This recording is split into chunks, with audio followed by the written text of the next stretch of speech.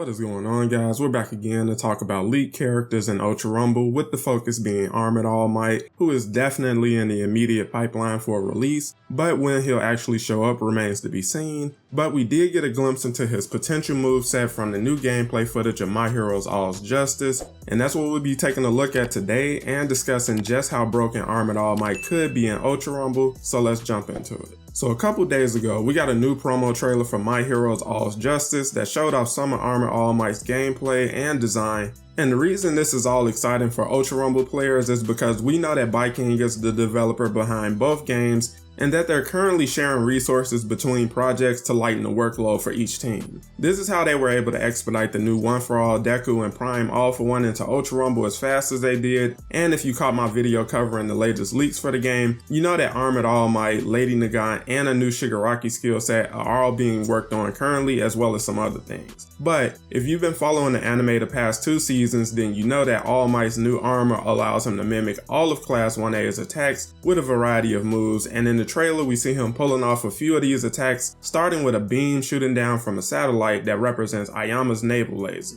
We all know how much the devs have been going all in on AoE attacks with recent characters like Tamaki's plasma cannon that completely blast everything in its path, even if you're hiding in buildings or behind walls, and they follow that up with Assault Endeavor's Beta and Gamma that gives him a ton of area control, and we saw that the new All For One will be just as bad with his new Beta and Gamma attacks that have insane AoE. So it wouldn't surprise me to see this new laser beam added as his new Gamma, and we've been seeing more lock-on attacks recently as well, so being able to lock on the enemies with it could also be a thing. And again, his whole gimmick is built around having attacks from everyone in Class 1A, so that gives the developers 20 characters to pull inspiration from for his kit, and this will be a new character separate from the original All Might or his new rapid skill set, so he'll have a new melee chain, special action, model, and brand new quirks to play with. We see what will likely be his melee combo that starts with a heavy punch that stabs with the canister of acid from Mina's quirk, followed by 3 spinning kicks with an enlarged boot to mimic Deku's shoot style, so a standard 4-hit combo that most characters in Ultra Rumble have. But they can definitely include more attacks because they can include something unique for his air melee, but hopefully they don't go overboard with his melee like we've seen with some other recent additions. But last we see him pull off a combination attack that a lot of you My Hero fans might recognize from the anime, where he calls down attachments that give him 3 extending arms that represents Shoji's quirk that allows him to grab, and I know some people just died inside from hearing another potential grab is being added to the game, but we see him follow up the grab with a sound wave attack that comes from Jiro's quirk before diving in with an explosion for the final attack that comes straight from Bakugo. So in less than 30 seconds, this guy pulls off 7 different attacks from 7 different Class 1A students, and that's obviously not all he'll be able to do, so you can see just how insane his kit is going to be. The devs have also been leaning more into attacks having variations, with recent releases like Tamaki's Alpha being able to either stab or grab depending if you're aiming in or not, and with One For All Deku and Prime All For One,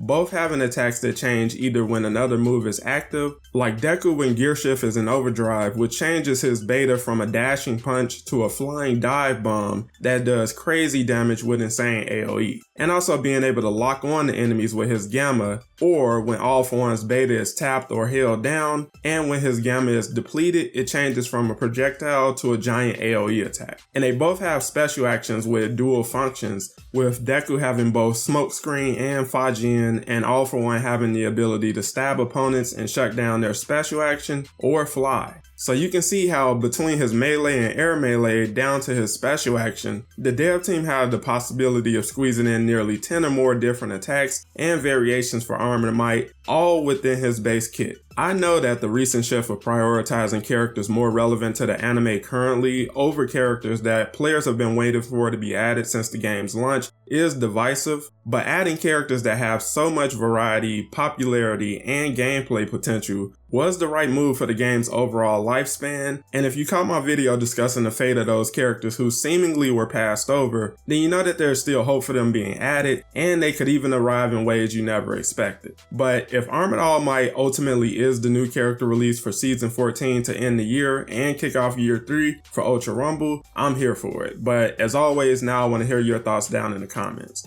What moves are you hoping to see from Armored All Might, and would you like to see coverage for All's Justice on the channel? Let me know down below, and make sure to drop a like to support the channel and subscribe with notifications on so you don't miss the next one. Thank you guys for watching, and I'll catch you in the next one.